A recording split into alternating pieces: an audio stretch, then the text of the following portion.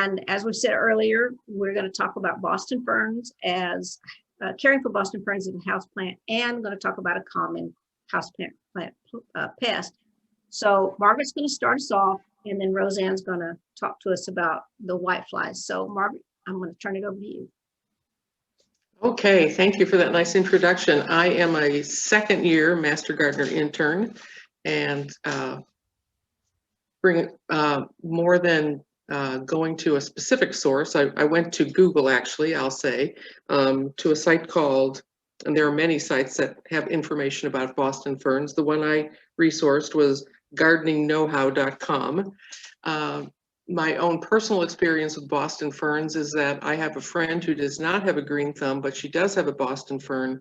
So whenever I go to visit her, it is my duty and a great pleasure to tend to her Boston fern. I love the name Nephrolepis exaltata. Boston ferns are elegant. Instead of their fronds growing straight up, they tend to sort of fall to the side and drape very elegantly, which makes them a very attractive plant to have in your house. Next slide, please. Boston ferns are common to the southeast US, Mexico, South America, and Africa. And the habitat that they love the best is something that is swampy, humid, and they also like forests.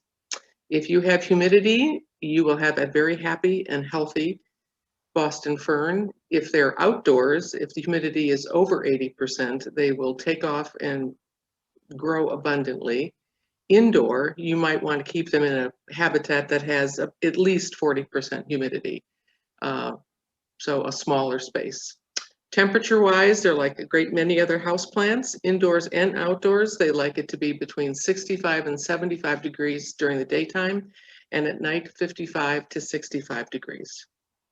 Next slide. So ideally, a Boston fern should look like this. Nice and drapey, lacy, luxuriant. So how do you get that look? Next slide, please. The main thing to do for a Boston fern indoors in the winter, because they can cope pretty well by themselves naturally outside, is the key thing is you want to have moisture without saturation. To do this inside during the winter time, once you have your plant back indoors, or if it lives indoors all the time, is you can mist it very simply daily with a spray bottle. And then you want to pay attention to the saucer and keep water in that saucer. Fill it up to a certain degree, let it dry out, and fill it again. You don't want it to get too moist in its feet. Ideally, if you can put it in a smaller space where it's easier to maintain that 40% humidity, you're more likely to have good luck with it.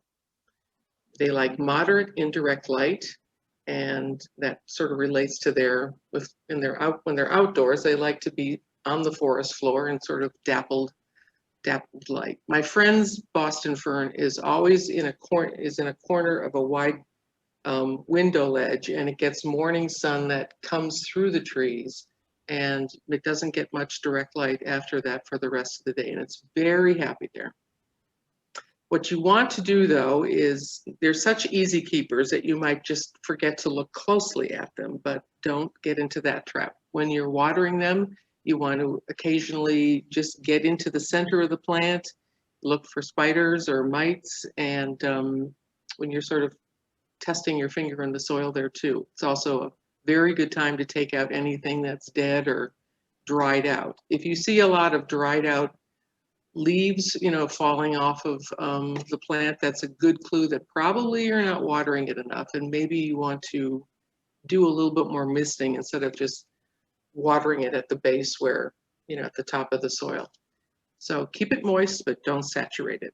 Another nice thing that you can do for your Boston fern is if you're taking a nice long shower, you can just pick it up and put it on your bathroom counter and let it have a nice little natural humid spa treatment. So I would recommend that.